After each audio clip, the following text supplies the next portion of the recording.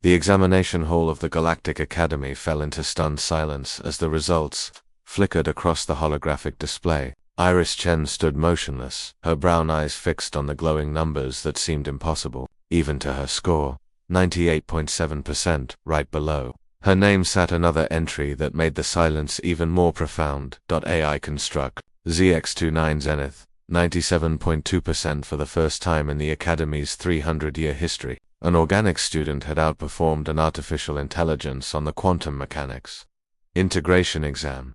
Not just any AI, Zenith was the most advanced educational construct in the known galaxy, designed by the Orcs Collective specifically to demonstrate machine superiority in abstract reasoning. Iris felt dozens of alien eyes turn toward her. The Virelian student's scales shifted to colors indicating disbelief. The crystalline Luxari hummed in frequencies that translated to shock. Even Professor Ken, a being whose species had mastered faster-than-light travel before Earth had invented the wheel, stood frozen at the podium, his 6 eyes blinking in an asynchronous pattern that betrayed his confusion.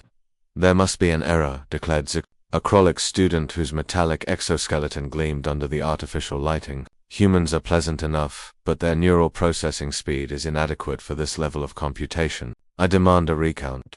Rory Martinez, Iris's closest friend and one of only 3 humans in their cohort, shot to his feet. The system doesn't make mistakes, Zix. You said so yourself last semester when you scored higher than me.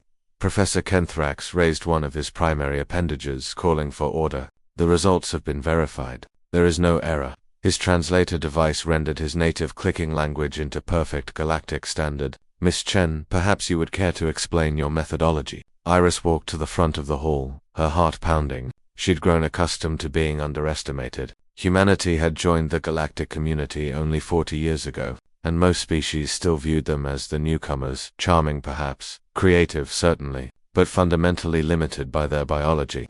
The problem presented was to calculate the quantum entanglement cascade in a 7-dimensional manifold with variable temporal flux.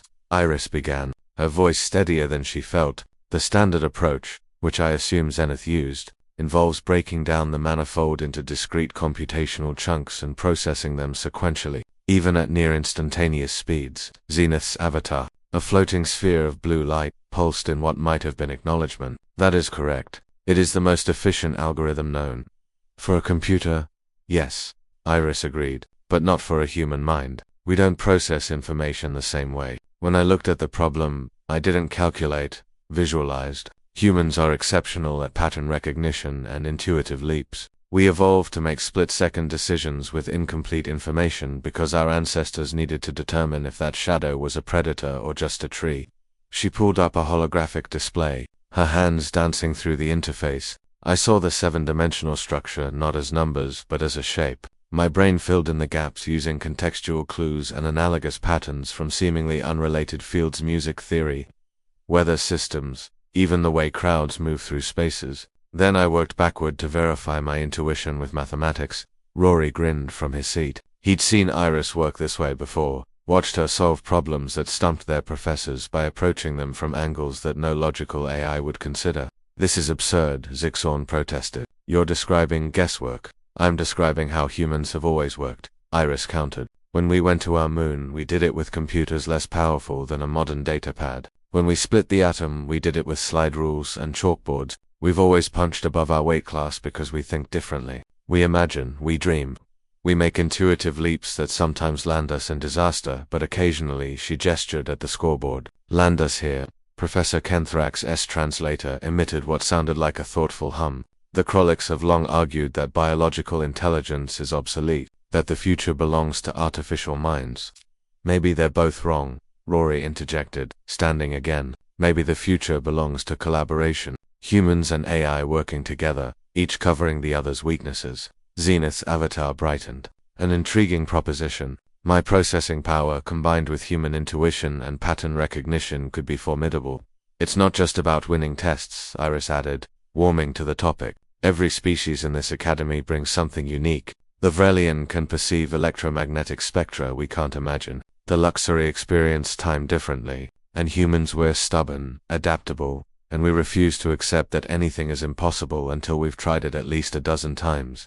A ripple of what might have been laughter moved through the hall. Even some of the more skeptical students seemed to reconsider their positions. Zixorn's exoskeleton dimmed slightly, a sign of concession among his people. Perhaps we have been too quick to dismiss biological variants. Your approach, Miss Chen, while unorthodox, produced results. As the class filed out, Rory caught up with Iris in the corridor. You know they're going to be studying your methodology for years, right? How humans think is about to become a required course.